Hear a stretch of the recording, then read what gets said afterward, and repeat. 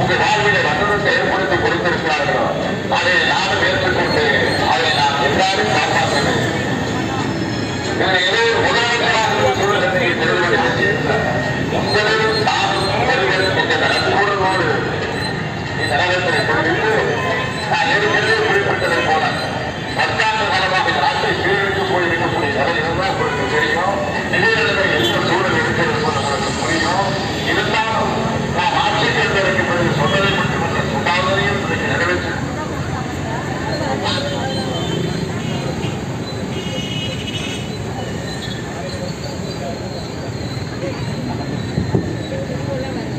அனைத்து தோழமைகளுக்கும் மாலை நேர வணக்கத்தை மரியாதையோடு இந்த அவையிலே பதிவு செய்து கொள்கிறேன்.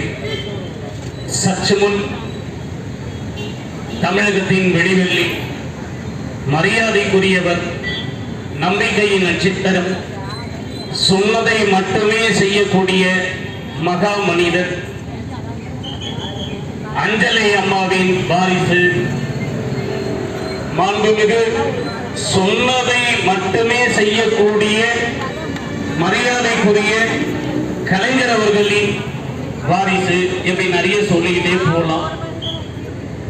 ஆனாலும் கூட நடுத்தெருவில் நடு வீதியில் பசியோடும் பட்டினியோடும் இந்த அறிவியல் கூட்டங்களையும் அமர வைத்த ஒரு விரலை உனக்கு சேர், உன்னை மட்டுமே சேர். தயவு செஞ்சு நான் தவறான வார்த்தையை பதிவு செய்ய நினைச்சுக்காதீங்க. ஆமா, ஒரு வகையில் நாம் அறிவியல் கூட்டம் தானே. நம்பி நம்பி ஏமாந்தவர்கள் நாம் அல்லவா?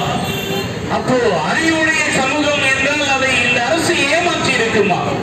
அறிவுடைய சமூகம் என்று நான் எதை சொல்லுகிறேன் அப்படின்னா IAS ஆபீசர் அவங்க எதை சொல்றாங்களோ அதை மட்டும்தான் இந்த அரசு செய்யும். ஒரே ஒரு விஷயத்தை பதிவு செஞ்சுக்கிறேன். ஒரே ஒரு விஷயம்தான், காலையில் 9:30 மணிக்கு இந்த இடத்துல வந்து நின்னும்.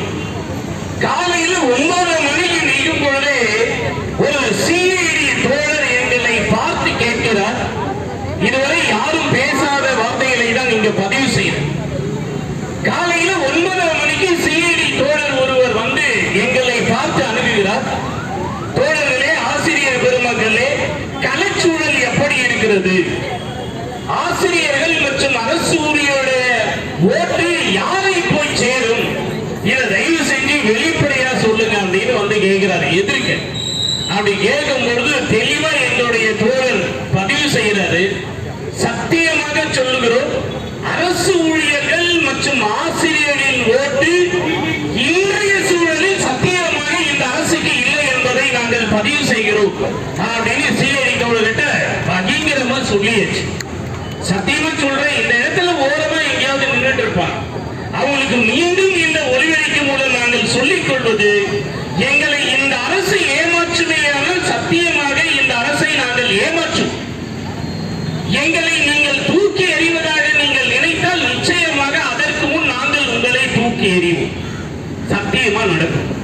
ஏன்னா வெறும் 2 விழுக்காடு ஓட்டு மட்டுமே இருக்கிறது என்று தயவு செய்து பகல் கனவு காணாதீர்கள். சத்தியமா சொல்றேன், 2% ஓட்டு எங்களிடம் இல்லை. ஒரு தோழர் அருமையா பதிவு செஞ்சாரு. கிட்டத்தட்ட ஒட்டுமொத்தமாக 60 லட்சம் ஓட்டுகள் தமிழக அரசு ஊழியர்கள் மற்றும் ஆசிரியர்களை சார்ந்து இருக்கிறது அப்படின்னா 243 தொகுதியை எடுத்துக்கிட்டோம்னா அந்த 60 லட்சம் ஓட்டு எடுக்கணும்னா 24,691 ஓட்டு நம்ம கையில் இருக்கு. எல்லாம் ஞாபகம் வச்சுங்க. மொத்தம் 24,691 ஓட்டு. இதை ஏன் சொல்லும் தெரியுமா? நம்முடைய திராவிட முன்னேற்ற கழகத்தின் பொதுச் செயலாளர் இருக்காருல்ல, மரியாதைக்குரிய காட்பாடியின் MLA, இன்றைய பொதுச் செயலாளர், முன்னாள் என்ன சொல்றது பொதுப்பணித்துறை அமைச்சர், அவர் பெற்ற ஓட்டு வித்தியாசம் என்ன தெரியுமா சாமி? அவர் வாங்கின ஓட்டுகள் வித்தியாசம். ADMK-வை தோற்கடித்து இன்று பொதுச் செயலாளராகும் முதன்மை அமைச்சராகும். முதன்மை அமைச்சர்னா ஃபர்ஸ்ட் சீனியர் அவர், அதை வச்சு சொல்றேன். அவர் பெற்ற ஓட்டு வெறும் 746 ஓட்டு. அரசனா எத்தனை ஓட்டுனா 741. 741 அப்படியே ஓரம் கட்டிட்டு மக்கள்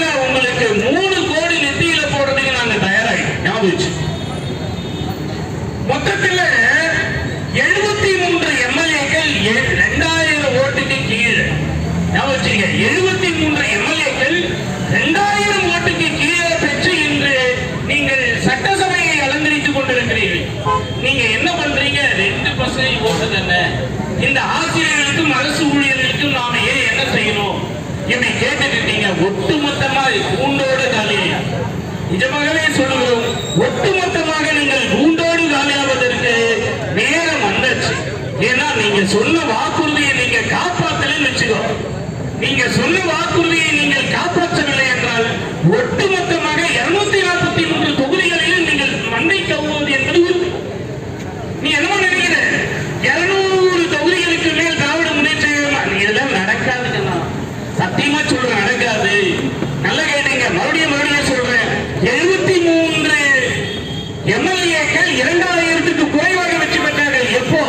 திமுகவை தோற்கடிக்கும் போது, திமுகவை கண்டிப்பாக தோற்கடித்து 3வது முறையாக நாம் ஆட்சியில் அமர்வோம் அப்படின்னு கண்டனம் கட்டிட்டு இருக்கும் பொழுது நீ 2001 73 தொகுதியில் ஜெயிச்சு. அரசு ஊழியர்கள் உனக்கு எதிராக இருக்கிறாங்க, பொதுமக்கள் உனக்கு எதிராக இருக்கிறாங்க, மத்திய அரசு உனக்கு எதிராக இருக்குது, இந்த கலைச்சூழல் உனக்கு எதிராக இருக்குது.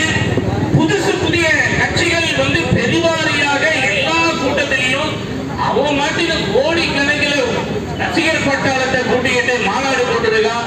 இப்படி கலைச்சூழல் மாறிக்கொண்டிருக்கிறது. மாண்புமிகு முதலமைச்சர் அவர்களே, தயவு செஞ்சு சொல்றேன், தயவு செஞ்சு மீண்டும் சொல்கிறோம், மரியாதைக்குரிய தமிழகத்தின் முதலமைச்சராக இருக்கக்கூடிய நீங்கள், முதன்மை செயலாளராக இருக்கக்கூடிய முருகானந்தம் சார் சொல்றதை மட்டும் கேட்காது, அல்லது அமைச்சர் பெருமக்கள் சொல்றது தயவு செஞ்சு கேட்காது. இவங்க எல்லாம் நிஜமாக அவங்க ஓட்டு போடுவாங்கன்னு கூட தெரியாது. இப்படி மேல இருக்கிறவங்க யாரும் ஓட்டு போடுறதுக்கு வாக்குச்சாவடியில நிக்க போறது, வாக்குச்சாவடியில நிக்க போறது, வாக்குச்சாவடி அலுவலராக பணிபுரிய போவது யார் அப்படின்னா தமிழக அரசு ஊழியர்களும் ஆசிரியர்களும் தான் என்பதை இந்த அரசு புரிந்து கொள்ள வேண்டும். மறக்கவும் இல்லை, மறுக்கவும் இல்லை, மறைக்கவும் இல்லை. இது உன்னோட டயலாக். படிப்படியாக நாங்கள் நிறைவேற்றுவோம், இதுவும் உன்னோட டயலாக். அடுத்து மனம் இருக்கிறது, பணம் இல்லை, இதுவும் உன்னோட. அப்பா என்ன மாதிரியான பேச்சியா? பேராசிரியர் வீரமணி ஐயா இங்கு உகந்திருக்க, உண்மையிலே நீங்கள் கூட உங்கள் வகுப்பறையில் இதை போன்ற ஒரு வார்த்தை ஜாலங்களை பேசியதில்லை ஐயா. ஆனா தமிழக முதல்வராக இருக்கிற இந்த மனுஷன் எவ்வளோ அல்வா கொடுக்கணுமோ அவ்வளோ அல்வாவை கிண்டி கிண்டி கிண்டி கிண்டி அதே அள்ளி தெளிக்கிறார். நம்மளாம் நம்பிட்டு இருக்கு. ஆனா உண்மையிலே ஒரு வேதனை என்ன தெரியுமா? சத்தியமா சொல்றேன், நம்ம எல்லாம் வேதனை என்ன அப்படின்னா பேச்சுவார்த்தை. இப்ப 34 முறையா கூப்பிடுற பேச்சுவார்த்தைக்கு 34 முறையை கூப்பிடுறேன். முதல்ல பேசுறது தானே 2வது முறையை கேட்கிறோம், 3வது நாள் பேசுறது தானே 31வது முறையை நாங்கள் சொல்றோம். உண்மையிலேயே உனக்கு ஞாபகம் இல்லையா? இந்த ஆசிரியர்களும் அரசு ஊழியர்களும் ஜாக்டோஜியோ என்கின்ற பேரமைப்பும் தமிழக அரசிடம் என்ன மாதிரியான கோரிக்கை வைக்கிறது என்பது தெரியாதா?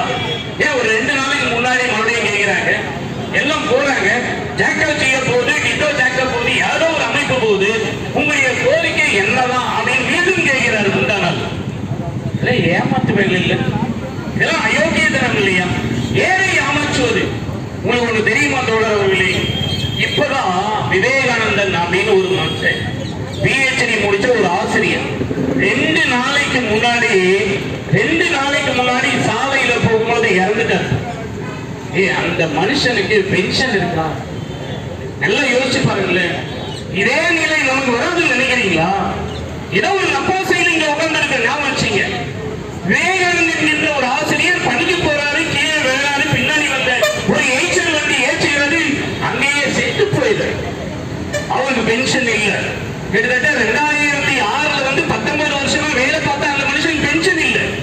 ஆனா எம்எல்ஏ ஒருத்தர் இன்னைக்கு பதவி ஏற்றுட்டு வீட்டுக்கு போங்க செத்து போயிட்டாங்க, அவனுக்கு உண்டு. இதான் திராவிட மாடலா? இதான் திராவிட மாடலா? இதான் கம்யூனிஸ்டுடைய கொள்கையா? இல்ல நான் கேட்கிறேன், ஏன்னா ஒரு கண்ணுல வெண்ணையை இன்னொரு கண்ணுல சுண்ணாம்பு வைப்பதுதான் உங்களுடைய கொள்கையா? இயற்றலும் ஈட்டலும் காத்தலும் காத்த வகுத்தலும் வல்லதரசு வல்லும் சொன்னா செய்தியா? செய்தியான்னு கேட்கிறேன். இயற்ற தெரியுது, ஈட்டவும் தெரியுது, சுருட்டவும் தெரியுது. இல்ல அனவே உண்மை. நாங்க என்னையா கேட்கிறோம்? இன்னும் 4 நாளைக்கு முன்னாடி சொல்றீங்க 10/12/2025 தொலைக்காட்சியில பாக்குறேன். யாருக்கு தெரியுமா? பத்திரிகை நீ குடு, பத்திரிகை நண்பர்களுக்கு மாதந்தோறும் அவர்கள்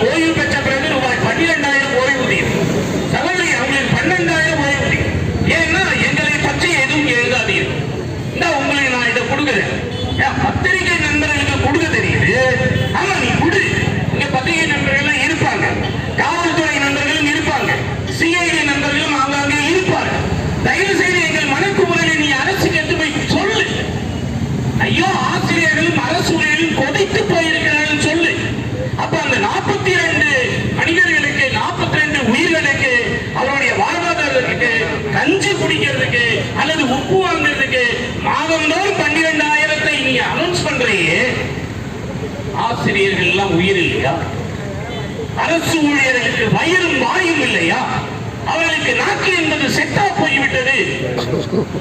இதை கேட்க மாட்டோம். நாம உனக்கு ஒன்று, உன் வீட்டாருக்கு ஒன்று, அல்லது ஆசிரியர்கள் அரசு ஊழியர்களுக்கு எதையும் செய்யாத அப்படின்னு உங்களுக்கு யாரெல்லாம் அறிவுரை சொல்றாங்களோ அவங்களுக்கு எல்லாம் உண்டு. ஆனா எங்களுக்கு மட்டும் வேறு இல்ல. இல்லை, தயவு செஞ்சு இதெல்லாம் உங்களுக்கு சொல்லவே இல்லை. சத்தியமா நமக்குள்ள நாம பேசி என்ன ஆக போகுது?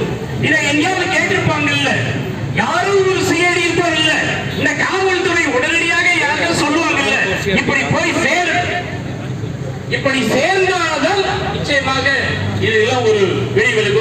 ஒரு 2 வருஷத்துக்கு முன்னாடி இங்கேதான் இதே மாதிரி உண்ணாவிரத போராட்டம் பட்டினியோடு பேசிட்டு இருந்தோம். அன்னைக்கு தலைமைச் செயலக ஊழியர் சங்கத்தின் தலைவர் வெங்கடேசையா இதே இடத்துல தான் வந்து நின்றார். மீண்டும் நாம இன்னைக்கு மறுபடியும் நாளைக்கு மறுபடியும் இதே மாதிரியா? இந்த பொழப்பு எதுக்குடா சாமி நமக்கு? அப்ப என்ன இல்லை நம்ம கிட்ட?